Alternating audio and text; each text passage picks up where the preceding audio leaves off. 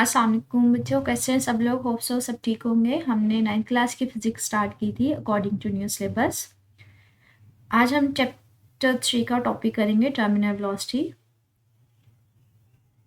कहते हैं जब भी कोई ऑब्जेक्ट फॉल करता है, किसी सर्टेन हाइट से गिरता है, तो उसकी जो एक्सेलरेशन होती है उसकी वैल्यू होती है 10। ग्रेविटी की वजह से जो एक्सेलरेशन एक्ट कर रही होती है, ग्रेविटेशन एक्सेलरेशन जी की वैल्यू 10 होती है। लेकिन ये वैल्यू जो होती है ना, कम ज़्यादा हो सकती है, ये डिपेंड कर रही है हाइट के ऊपर। लेकिन यहाँ पे हम लोग इसको कांस्टेंट ही 10 ही कंसीडर करेंगे।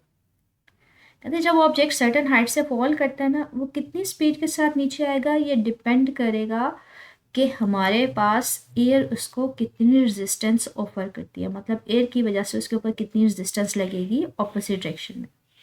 तो एयर रेजिस्टेंस बेसिकली डिटर्मिन कर रही होती है, या वी कैन से दैट उसके ऊपर बेस कर रहा होता है किसी भी ऑब्जेक्ट की स्पीड कितनी होगी जब वो किसी हाइट से नीचे गिरेगा। इसको किसी एक एग्जाम्पल के साथ कंसीडर करते हैं। जैसे मैं एक एग्जाम्पल यहाँ पे रिलेट करवाती हूँ कि ये मेरे पास एक फॉग ड्रॉपलेट है या कोई भी ऑब्जेक्ट है। इनिशियली ये रेस्ट पे है, अभी इसकी जो वेट है ना वो नीचे की तरफ है। एम जी जो ग्रेविटी की वजह से इसकी वेट फोर्स है वो नीचे की तरफ है। लेकिन ये जैसे ही नीचे गिरना शुरू होता है, यहाँ पे सपोज करें एयर है मीडियम, नेक्स्ट से ही नीचे गिरना शुरू होता है, तो जो एयर होती है ना इसके ऊपर ऑपोजिट डायरेक्शन में रेजिस्टेंस लगा रही होती है, ऑपोजिट डायरेक्शन में फोर्स लगा रही होती है। वेट फोर्स नीचे है, एयर इसके ऊपर ऑपोजिट डायरेक्शन में फोर्स लगा रही है। एक टाइम ऐसा आता है कि जो ऑपोजिट फोर्स होती है और ये जो वेट फोर्स होती है ये इक्वल हो जाती है। तो वहां पे इस ऑब्जेक्ट को क्या करना चाहिए, इस ऑब्जेक्ट को रुक जाना चाहिए, क्योंकि यहाँ पे तो कोई फोर्स नहीं लग रही, नेट फोर्स कोई नहीं है। ये दोनों तो एक दूसरे को कैंसिल कर रही हैं, जितनी ऊपर है उतनी नीचे है। लेकिन वो स्टिल मूव करता रहता है कांस्टेंट वेलोसिटी के साथ, क्योंकि इनिशियली वो किस स्टेट में था, मूविंग स्टेट में। और न्यूटन फर्स्ट लॉ में ये कहता है कि अगर किसी ऑब्जेक्ट के ऊपर नेट फोर्स ज़ीरो हो, मतलब कोई फोर्स ना लगे, तो वो जिस स्टेट में होता है उसी स्टेट में वो रहता है। मतलब अगर मूव कर रहा है तो वो मूव करता रहता है। और यहाँ पे ऑब्जेक्ट क्या था, नीचे की तरफ मूव ऑन कर रहा था। और मूव करते करते एक जगह आई कि जब दोनों फोर्सेस इक्वल हो गई, एयर की और वेट की, तो वहाँ पे वो जिस वेलोसिटी के साथ मूव करेगा उसको हम नाम देंगे टर्मिनल वेलोसिटी का। अब इसको कंसीडर करते हैं अकॉर्डिंग टू बुक। कहते हैं हम यहाँ पे एक सिचुएशन लेते हैं, हम दो चीज़ें लेते हैं, एक हम बॉल लेते हैं और एक हम लेते हैं स्टायरोफोम। अब ये स्टायरोफोम आपने देखी होगी, अक्सर आपके घरों में ये अवेलेबल भी होती है। ये फोम अक्सर आपको इस कांच का बर्तन लेके आए, इस तरह की कोई चीज़ लेके ना उसके वहाँ उस बॉक्स में मौजूद होती है। आपको पता है ये जो फोम होती है बहुत लाइटर वेट होती है, इसका जो वजन होता है बहुत हल्का होता है। कहते हैं आप क्या करो, आप एक इस तरह की फोम ले लो और एक आप बॉल लो। तो मैंने यहाँ पे स्टायरोफोम को इस तरह से शो किया क्योंकि बच्चे ये बड़ी है साइज में और ये मेरे पास क्या है, एक बॉल है। कहते हैं आपने दोनों का सेम वेट लेना है, इसका जितना वजन है उसका इतना ही वजन है, लेकिन ये लाइटर वेट है इसलिए इसका साइज बड़ा है।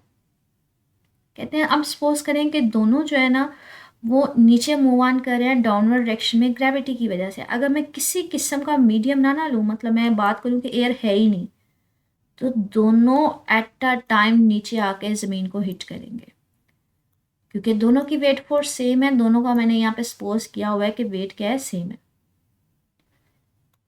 लेकिन हमें पता है कि ग्रेविटी तो एग्जिस्ट करती है, लेकिन साथ साथ हमें ये पता है कि हमारे पास एयर एग्जिस्ट करती है। अगर मैं एयर को कंसीडर करूंगी तो मैं फिर देखूंगी कि फिर क्या इफेक्ट आएगा दोनों के ऊपर। अब ये बात करते हैं कि अगर आप एयर की बात करेंगे ना, तो जो स्टायरोफोम है, ये जो वाला फोम है ना, इसका सरफेस एरिया बड़ा है, क्योंकि बच्चे ये लाइटर वेट था, तो हम बात करते हैं कि जो इसका साइज है वो बड़ा है, इसलिए इसने ज़्यादा वाली एयर को ब्लॉक किया हुआ है। तो ज़्यादा एयर इसके ऊपर अपवर्ड डायरेक्शन में फोर्स लगाएगी। ठीक है, इसके ऊपर जो अपवर्ड डायरेक्शन में फोर्स लगेगी वो ज़्यादा होगी, ड्रैग फोर्स।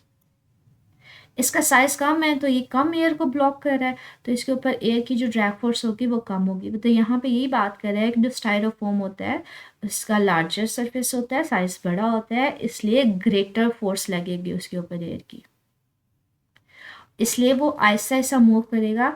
इसका साइज छोटा है, इसके ऊपर फोर्स कम लगेगी एयर की, तो इसलिए वो बड़ी स्पीड के साथ नीचे आएगा। कहते हैं इसी चीज़ को शो करने के लिए ना कुछ एक्सपेरिमेंट्स भी किए गए हैं कि हमारे पास एक्सपेरिमेंट्स इस चीज़ को शो करते हैं कि जो लाइटर वेट होता है, वी कैन से दैट जिसका सरफेस एरिया बड़ा होगा उसकी स्पीड कम होती है, और जिसका सरफेस एरिया कम होता है वो ज़्यादा स्पीड के साथ मूव ऑन करता है। कहते हैं टर्मिनल वेलोसिटी है क्या? जब किसी ऑब्जेक्ट की वेट फोर्स, नीचे वाली फोर्स, और ड्रैग फोर्स जो एयर की वजह से अपवर्ड फोर्स होती है, वो दोनों इक्वल हो जाएं, तब जो वेलोसिटी होगी उसको नाम क्या देंगे? Terminal velocity. के ऑब्जेक्ट नीचे मूव ऑन कर रहा था, स्टार्टिंग में वेट फोर्स थी, लेकिन जैसे जैसे नीचे आता जाता है एयर ऊपर की तरफ फोर्स लगाती जाती है, और जब वो दोनों फोर्सेस इक्वल आ जाएं तो उसको हम नाम देते हैं टर्मिनल वेलोसिटी। तो यहाँ से आप इसकी डेफिनेशन भी कर सकते हैं, ठीक है। टर्मिनल वेलोसिटी है क्या या स्पीड है क्या? वो जब आपके पास अपवर्ड फोर्स एयर की और डाउनवर्ड फोर्स जो ग्रेविटी की वजह से होती है वो दोनों इक्वल आ जाएं तो हम कहते हैं वो स्पीड उसकी क्या होगी? Terminal velocity. और जब टर्मिनल वेलोसिटी हो जाएगी तो वो एक कांस्टेंट वेलोसिटी के साथ मूव ऑन करना शुरू करेगा, उस कांस्टेंट वेलोसिटी को हम नाम देते हैं टर्मिनल वेलोसिटी का। कहते हैं इसकी जो एग्जांपल ली जाती है वो एग्जांपल इसमें हम कंसीडर कर सकते हैं कि जो हमारे पास स्पेस में होते हैं ना मेटीरियोराइट्स, कहते हैं जब वो ज़मीन में एंटर होते हैं तो उनकी भी स्पीड इन्फिनिटी नहीं होती, उनकी भी वेलोसिटी इन्फिनिट नहीं होती। क्यों? क्योंकि जैसे ही वो एयर की अर्थ की एटमॉस्फेयर में एंटर होते हैं ना तो बच्चे एयर रेजिस्टेंस की वजह से उनकी वेलोसिटी कम हो जाती है। मैंने आपको वो पिछले चैप्टर में दिखाए थे कि जो हमारे पास खला में पत्थर वगैरह होते हैं ना अर्थ के अराउंड, जो रॉक्स होती हैं बड़ी बड़ी, उनको मटीरियोराइट्स बोलते हैं। कहते हैं इसके अलावा एग्जांपल ली जाती है पैराट्रूपर की। पैराट्रूपर मैं आपको रिलेट करवा देती हूँ, यहाँ पे फिगर भी गिवन है आपके पास। आप लोगों ने देखा होगा मूवीज़ वगैरह में या वैसे कि अक्सर हवाई जहाज़ से इस तरह का एक पर्सन छलांग लगाता है तो वो जैसे नीचे आता है उसने अपनी इस तरह से अम्ब्रेला एक ओपन की होती है,